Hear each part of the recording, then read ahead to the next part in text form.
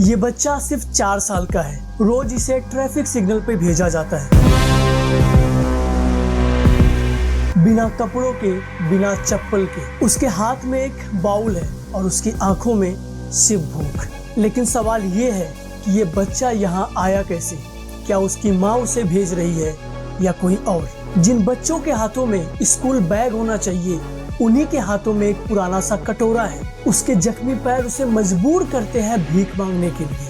हर दिन, हर सिग्नल पे, हर traffic light के नीचे इन बच्चों को नशा दिया जाता है, मारा जाता है और हर दिन सड़कों पर ढकेल दिया जाता है सिर्फ भीख मांगने के लिए। और हम और आप जैसे लोगों को ये लगता है कि ये जो छोटा सा बच्चा भीख मांग रहा है, उसके पेरेंट्स यहीं कहीं होंगे।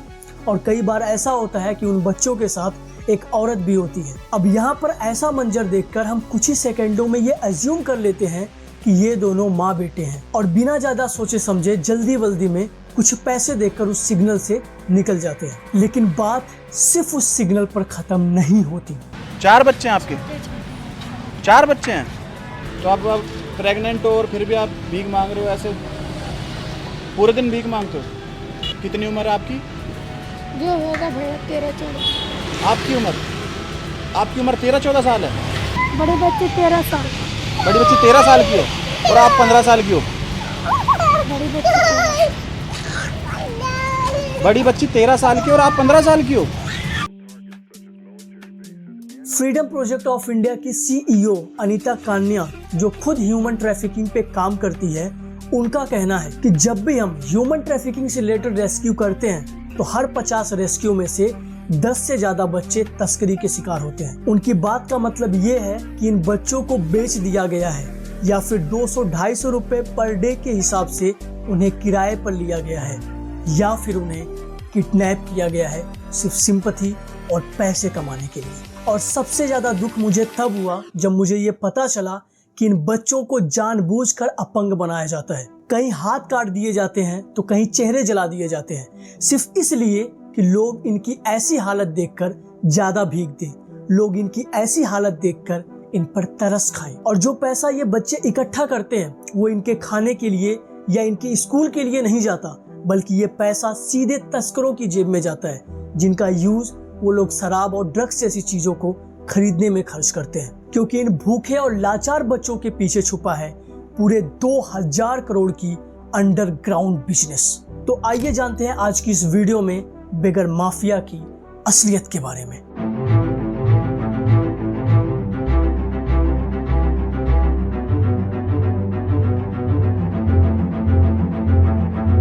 जो पैसा आप किसी सिग्नल पे देते हो वो किसी भूखे के पेट में नहीं, किसी गैंगस्टर के अकाउंट में जाता है। भीख मांगना आज एक फुल फ्लेजेड बिजनेस बन चुका है, जिसमें प्लानिंग है, लोकेशन है, टारगेट है और मंथली रिटर्न भी। 2017 में तेलंगाना की पुलिस ने ये एस्टिमेट किया था कि सिर्फ हैदराबाद के बेगर्स हर साल करीब 24 करोड़ रुपए तक कमा रहे हैं। मुंबई के एक भिखारी के पास 8 लाख रुपए कैश मिला था और वो 2 फ्लैट का ऑनर निकला। तो अब सवाल ये है कि जब इतना पैसा इन माफियाओं के पास आता है तो ये पैसा जाता कहाँ है? इनका कोई रिकॉर्ड क्यों नहीं होता?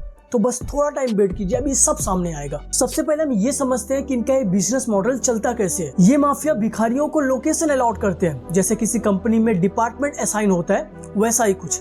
हर एरिया का एक ठेकेदार होता है जो हर दिन का हफ्ता वसूलता है। जो पॉपुलर और क्राउडेड प्लेस है जैसे दिल्ली रेलवे स्टेशन, यहाँ पर एक गैंग हर भिखारी से 300 से लेकर 500 रुपए पर डे लेता है फॉर स्पॉट रेंट। और ये काम ऐसे पैटर्न में चल रहा है कि ये बिजनेस कभी लॉस में जाता ही नहीं। ये लोग बेसिकली 4 पैटर्न फॉलो करते हैं। भिखारी रेंट पे लिए जाते हैं, हर सिग्नल का रेट फिक्स होता है, डेली बेसिस पे जो कमाई होती है वो माफिया तक पहुंच जाता है और अगले दिन से यही सेम पैटर्न फिर से रिपीट होता है। अब यहाँ पर एक क्वेश्चन और उठता है कि ये तो ऑर्गेनाइज्ड बिजनेस है, तो ये जीएसटी या इनकम टैक्स देते होंगे, तो हमारे पास इनके बिजनेस का ट्रैक तो होना चाहिए। और अगर हमारे पास ट्रैक है तो इस इलीगल बिजनेस को अभी तक बंद क्यों नहीं किया गया? सो वेट, यही तो प्रॉब्लम है। इन माफिया के द्वारा इस देश के लोगों को एक बार नहीं बल्कि 2 बार धोखे में रखा गया है। 2019 में नेशनल ह्यूमन राइट्स कमीशन ने ये एस्टिमेट किया था कि हमारे देश में 4 लाख से ज्यादा भिखारी हैं और अगर हर भिखारी सिर्फ 300 रुपए पर डे कमाता हो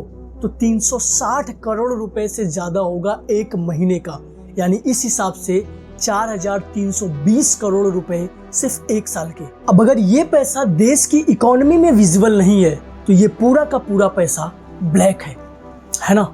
अब जब इनके पास इतना पैसा आ रहा है जिसका कोई रिकॉर्ड ही नहीं है तो जाहिर है कि ये इन पैसों का किसी नॉर्मल चीजों में तो यूज नहीं करेंगे। इसलिए ये माफिया इन पैसों को रियल एस्टेट, गोल्ड, चिट्स और इलीगल बिजनेसेस में लगाते हैं, जिससे कुछ टाइम बाद ये सारा काला पैसा व्हाइट हो जाए। और इसका एक अच्छा एग्जांपल है चेन्नई पुलिस। चेन्नई पुलिस ने एक रैकेट एक्सपोज किया था जिनमें एक माफिया ने बेगिंग के द्वारा कमाए हुए पैसों से 3 कमर्शियल शॉप खरीदी थी। मुंबई के भाईकल्ला एरिया में एक भिखारी के पास 3 बैंक अकाउंट मिले जिनमें लाखों रुपए का डिपॉजिट था। तो अगर भिखारी इतना कमा रहे हैं तो फिर गरीब कौन है, ये भिखारी या हम? इसीलिए बेगिंग माफिया के लिए बच्चे एक बेटर इन्वेस्टमेंट एसेट्स हैं। उन्हें ज्यादा सिंपैथी मिलती है और उनसे ही ये ज्यादा पैसे कमाते हैं। और बच्चे रेंट पे लिए जाते हैं। इसका एक रियल एग्जांपल था बचपन बचाओ आंदोलन। बचपन बचाओ आंदोलन के स्टिंग ऑपरेशन में ये पता चला कि एक बच्चे को 5,000 रुपए पर मंथ के हिसाब से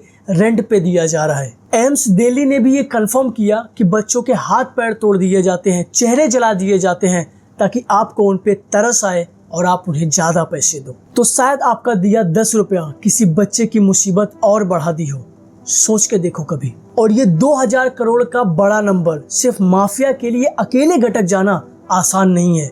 इसमें इनको मिलती है प्रोटेक्शन पुलिस और लोकल नेताओं से। कानपुर के एक एमएलए का नाम आया था एक स्लम एरिया के वेगिंग रैकेट में, जहां से उनका मंथली 5 लाख रुपए का हफ्ता उठता था। और लोकल पुलिस भी वहां पर कभी भी रेड नहीं करती थी क्योंकि उनका भी जो मंथली कट था वो फिक्स था। अब अगर पुलिस और नेता मिले हुए हैं तो आम आदमी फिर करे क्या? अगर हम करें तो करें क्या, बोले तो बोले क्या? अब ये सब तो देखकर ये क्लियर हो गया है कि हमारा दिया हुआ पैसा किसी बच्चे की भूख का नहीं बल्कि किसी गैंगस्टर का डिनर स्पॉन्सर करता है। सोशल जस्टिस मिनिस्टर ने राज्यसभा में एक लिखित जवाब में दावा किया था कि भारत में लगभग 4,13,670 भिखारी हैं, जिनमें 2,21,673 पुरुष हैं और 1,91,997 महिला भिखारी हैं। 2011 की जनगणना के अनुसार पश्चिम बंगाल में भिखारियों की संख्या सबसे ज्यादा है। उसके बाद उत्तर प्रदेश, आंध्र प्रदेश, बिहार, मध्य प्रदेश और राजस्थान का स्थान है। और आप में से ज्यादातर लोगों को ये पता नहीं होगा कि Bombay prevention of begging act 1959 के एक पुराने लॉ के अकॉर्डिंग किसी भी गरीब, भूखे या रोड पे घूमते आदमी को सिर्फ उसकी हालत और पहनावे को देखकर उसे अरेस्ट करने की इजाजत देता है ये लॉ। आपने बिल्कुल सही सुना, जो आदमी सिर्फ भिखारी या पागल जैसा दिखता है पुलिस उसे भी उठाकर जेल में डाल सकती है। उसके पास इस लॉ के अकॉर्डिंग ये पावर है। अब इस लॉ के चक्कर में होता क्या है, कई बार कुछ ऐसे लोग भी फंस जाते हैं जो एक्चुअल में दिव्यांग हैं, माइग्रेंट वर्कर्स हैं या सड़कों पर परफॉर्म करने वाले कलाकार हैं, जिनको पुलिस सिर्फ उनके दिखावे का अंदाज लगाकर भिखारी समझ लेती है। और इसी चीज को लेकर सुप्रीम कोर्ट ऑफ इंडिया ने 2021 में एक केस में कहा था कि poverty is not a crime, हर भिखारी क्रिमिनल नहीं होता। इसलिए एससी ने Bombay prevention of begging act के कुछ प्रोविजंस को अनकॉन्स्टिट्यूशनल डिक्लेयर किया था, जिसमें बिना वजह अरेस्ट करना भी अलाउड था। सुप्रीम कोर्ट ने कहा कि जब तक कोई फोर्स्ड बेगिंग नहीं कर रहा है तब तक उसे क्रिमिनल डिक्लेयर करना अनकॉन्स्टिट्यूशनल है। ओके, अब इन माफिया के ऊपर आते हैं जो इस पूरे बिजनेस को फोर्सफुली चला रहे हैं। So basically 3 major legal loopholes हैं जिनका फायदा ये वेगिंग माफिया उठाते हैं। पहला, वेगिंग की कोई एग्जैक्ट डेफिनेशन नहीं है। दूसरा, प्रूफ चाहिए कि भिखारी फोर्स्ड है, जो प्रूफ कभी मिलता ही नहीं। तीसरा, कोई सेंट्रलाइज्ड रिकॉर्ड या वेगर आईडी नहीं है। कौन सा है नाम क्या तुम्हारा? My name is Shanu Sheikh. कहाँ से? अजमेर से जी। यहीं से हो? Yes. कौन सा फोन है तुम्हारा? iPhone 16 Pro Max. कितने का लिया? 1,70,000 कैश दिया कि कैश पैसा कहाँ से आया? मांग के। मांग के। इंडिया टीवी ने 2015 में एक स्टिंग ऑपरेशन किया था। जर्नलिस्ट ने खुद भिखारी बनकर दिल्ली की सीपी एरिया में भीख मांगी और शौकीनली सिर्फ 2 घंटे के अंदर उसने 400 रुपए कमा लिए। बट ट्विस्ट ये था कि 2 घंटे बाद एक बंदा आया और पूरे पैसे ले गया और जाते वक्त बोला, ये एरिया मेरा है, यहाँ अगर भीख मांगना है तो मुझे डेली पैसे देने होंगे। तो सोचो, आज से 10 साल पहले की ये हालत थी तो आज की कंडीशन क्या होगी, इसकी कोई लिमिट ही नहीं है। अगर आपके घर के आसपास कोई ट्रैफिक सिग्नल होगा तो आपने कभी ना कभी ये नोटिस किया होगा कि एक ही भिखारी हर दिन वहां उसी सिग्नल पर भीख मांगता हुआ मिलेगा। ऐसे ही किसी दूसरे सिग्नल पर जाओगे तो वहां पर कोई दूसरा भिखारी हर दिन उसी सिग्नल पर भीख मांगता दिखेगा। अब ऐसा इसलिए होता है क्योंकि ये सब कुछ माफिया का किया धरा रहता है। किस बंदे को किस स्टेशन, मंदिर, मजार या सिग्नल पर रखना है और किससे किस जगह का कितना पैसा लेना है हर दिन के हिसाब से, ये सब कुछ माफिया डिसाइड करते हैं। ऐसे ही नहीं लोगों ने 2000 करोड़ से भी ज्यादा का एम्पायर खड़ा कर रखा है और पुलिस और पॉलिटिशियन कुछ नहीं कर पा रहे। अब ऐसा भी नहीं है कि हमारी देश की मीडिया ने इस चीज पर बिल्कुल ध्यान नहीं दिया। हाँ, ये बात सच है कि उतनी कवरेज इस चीज को नहीं मिली जितना दूसरी चीजों को मिलती है, लेकिन कुछ छोटे मोटे स्टिंग ऑपरेशन जरूर हुए हैं। जैसे इंडिया टीवी ने किया था, न्यूज नेशन, आज तक, इन सब ने हिडन कैमरा के थ्रू ये दिखाया कि कैसे भिखारियों को एरिया अलॉट किया जाता है और अगर कोई आउटसाइडर आता है यानी कि कोई दूसरा भिखारी आता है तो उसे ये धक्का मारकर भगा देते हैं या फिर उसे बुरी तरह मारते भी हैं। ऐसे ही न्यूज नेशन के स्टिंग ऑपरेशन में एक लेडी भिखारी ने खुद ये बताया कि हमें हर दिन 500 रुपए तक जमा करना पड़ता है, अदरवाइज हमें मारा जाता है। इसके अलावा एनडीटीवी और तहलका जैसे कुछ मीडिया हाउसेस ने इन माफियाओं के ऊपर एक्सपोज किया, लेकिन इनकी नेशनल टीवी पे कवरेज नहीं हुई या फिर जानबूझकर नहीं की गई। रीजन सिंपल है, टीआरपी। क्योंकि टीआरपी मिलती है ड्रामा से, ओवर कॉन्फिडेंस से, 10 लोगों को एक साथ बुलाकर आपस में लड़वाने से, लेकिन माफिया को एक्सपोज करने से चैनल को धमकी मिलती है। आज से करीब 12 साल पहले तहलका मैगजीन ने 2013 में एक फुल आर्टिकल लिखा था, the begging business of Delhi, जिसमें क्लियर लिखा था कि कैसे भिखारी गैंग 2000 करोड़ से भी ज्यादा कमा रहे हैं, वो भी पॉलिटिकल प्रोटेक्शन के साथ। तो ये बात तो क्लियर है कि कई साल पहले से ही इन बेगिंग माफिया को ना ही पुलिस का डर है और ना ही पॉलिटिशियन का। और जब देश को चलाने वाले और संभालने वाले दोनों का डर ना हो तो अच्छा और सीधा साधा बच्चा भी बिगड़ जाता है।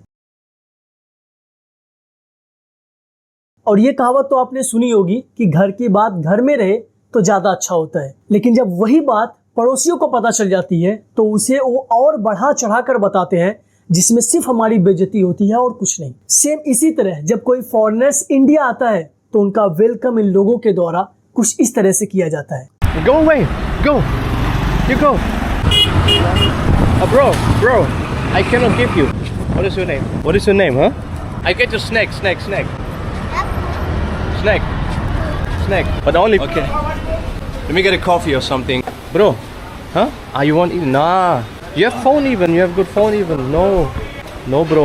No. This is not how to do it. Where do you go? Where do you want to bring me? Price market. How much? 100. Okay, let's go. Okay. Okay. Thank you, boss. 50.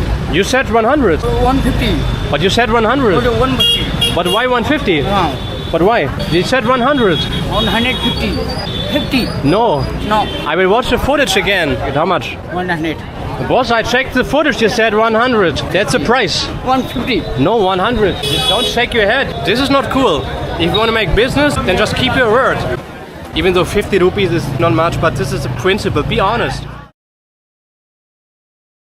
जिनमें ना सिर्फ भीख मांगने वाले लोग हैं बल्कि कुछ ऐसे भी लोग हैं जो फॉरेनर्स को लूटते हैं। How much is the bag? Cheap rate. How much? 550. 550? No. No. Final. How much final? Final 400. No. Bye. 200. 200. How much? 150. How much? 150. No. 100. What? How much? 100. 100. No. Bye. Thank you. 50. 50 rupees. Okay, 50 rupees. Definitely आप इन्हें ज्यादा दाम में चीजें बेच दोगे, लेकिन जब बाद में उन्हें इन चीजों का असली रेट पता चलेगा तो उन्हें कैसा लगेगा? उनकी सोच क्या रहेगी इंडिया को लेकर? वो अपने देश जाकर क्या बताएंगे इंडिया के बारे में, हमारे देश के बारे में, हमारे बारे में, कि मुझे वहां पर किस तरह से लूटा गया, ये बताएंगे? भिखारी से लेकर सड़क पर सामान बेचने वाले लोग तक सबने हमसे पैसा ऐंठा, ये बताएंगे? ये बहुत गलत है। इन सब चीप हरकतों से हमारे देश का नाम खराब होता है, देश के टूरिज्म पर इंपैक्ट पड़ता है, देश की इकोनॉमी, देश की जीडीपी पर इंपैक्ट पड़ता है। और जब देश की इकोनॉमी स्ट्रांग नहीं होगी तो देश में अनएम्प्लॉयमेंट बढ़ेगा, जब अनएम्प्लॉयमेंट बढ़ेगा तो देश में गरीबी बढ़ेगी, और जब देश में गरीबी बढ़ेगी तो ना जाने कितने माफिया और ना जाने कितने भिखारी बढ़ेंगे। अब हम बढ़ते हैं उस पॉइंट की तरफ जिसके लिए आपने वीडियो को यहाँ तक देखा है, कि आखिर मदद कैसे करें बिना माफिया को सपोर्ट किए। क्या सॉल्यूशंस है और कौन से एनजीओज एक्चुअली ग्राउंड पर काम कर रहे हैं, आइए जानते हैं। इसके लिए हम SEE मॉडल यूज करेंगे। S for spot the real need, E means educate yourself about verified NGOs and second E for empower not enable. शायद कुछ समझ नहीं आया होगा, लेकिन थोड़ा टाइम रुको, सब कुछ एक्सप्लेन करता हूँ। देखो, अगर कोई बच्चा स्कूल टाइम में ट्रैफिक पे भीख मांग रहा है तो आखिर उसके पेरेंट्स कौन है? इसका एक रियल एग्जांपल मैं आपको बताता हूँ। NGO बचपन बचाओ आंदोलन ने लगभग 300 बच्चों को इन माफिया से रेस्क्यू किया था। जब उन्होंने रेस्क्यू किया, उसके बाद जब छानबीन हुई तो उन्हें ये पता चला कि इनमें से ज़्यादातर बच्चों के जो पेरेंट्स हैं उन्होंने इन बच्चों को बेच दिया है, या फिर इनमें से ज़्यादातर बच्चे खो गए थे। यानी जो आपको ये सड़क किनारे जो महिला अपने छोटे छोटे बच्चे को लेकर घूमती हुई मिलती है, ये ज़्यादातर टाइम पर तो ऐसा होता है कि ये बच्चे उनके होते ही नहीं। लेकिन हर बार ऐसा नहीं होता, कई बार ऐसा भी होता है कि जो ये बच्चे होते हैं ये इन्हीं औरतों के होते हैं और ये जानबूझकर अपने बच्चों को नशीली दवाइयाँ देते हैं जिससे बच्चा हमेशा सोता रहे। आप लोगों ने नोटिस किया होगा कि जो भी छोटे बच्चे रहते हैं वो ज़्यादातर टाइम पर सोते ही मिलेंगे आपको, क्योंकि इन बच्चों को जानबूझकर रखा ही ऐसा जाता है इन औरतों के द्वारा। अब बात करते हैं कि एक्चुअल में हम क्या कर सकते हैं। तो देखो, करने के लिए हम 3 चीज़ें कर सकते हैं जो हमारे हाथ में है। सबसे पहले तो हमें कैश नहीं देना है। कैश के बजाय अगर उन्हें खाना चाहिए तो उन्हें खाना खिला दो। लेकिन याद रखो, अगर ये आपसे राशन मांगे तो बिल्कुल भी मत दिलाना, क्योंकि वो आपसे इस दुकान से राशन लेंगे और कुछ समय बाद जाकर दूसरे दुकान पर वो राशन बेचकर पैसे ले लेंगे। तो लुटने से बचो। दूसरा, जो लोग इतना करते हैं और इतना दिखाते हैं, उन्हें ये समझना चाहिए कि ऐसा करना एक ईगो सेटिस्फाइंग एक्ट है, नॉट रियल हेल्प। एंड तीसरा, blind trust on street stories. जब भी कोई भिखारी आपसे पैसे मांगता है तो एक कहानी जरूर सुनाने लगता है कि बाबूजी मैंने 1 हफ्ते से खाना नहीं खाया, मेरी माँ बीमार है, या मेरा हस्बैंड मुझे मारता है, मेरे छोटे छोटे बच्चे भूखे हैं, और आप इमोशन में आकर पैसे दे देते हो। लेकिन वहीं पर अगर आप उनसे कहोगे कि आपने 1 हफ्ते से खाना नहीं खाया है तो चलो मैं आपको खाना खिलाता हूँ, तो 90% चांसेस है कि वो खाना नहीं खाएगा। कोई ना कोई कहानी सुनाकर वो आपसे कैश पैसे की ही डिमांड करेगा। यहाँ तक कि आप उन्हें 15 से 20 हज़ार की नौकरी भी ऑफर करोगे तो भी वो ये धंधा छोड़कर आपके पास नहीं जाने वाले। घर पे काम करोगी साफ सफाई का? वो तो मैं दिला दूंगा, पर काम करोगी ये बताओ। चलो तो महीने के 20,000 रुपये ले लेना, ठीक है? क्योंकि ये आराम से दिन का 1000 से 1200 रुपये कमा लेते हैं और एरिया का कमीशन देने के बाद 700 से 800 रुपये आराम से बच जाता है। इस हिसाब से महीने का 24 से 26 हज़ार रुपये होता है, जो कितनों की सैलरी से भी ज़्यादा है। तो सोचो, गरीब वो है या हम? अगर आप किसी की भी हेल्प करते हो तो याद रखो, सिर्फ नियत ही नहीं, तरीका भी होता है। तो आगे से किसी भी ऐसे वैसे को पैसा देने से पहले एक बार जरूर सोचना। Thank you so much. Goodbye.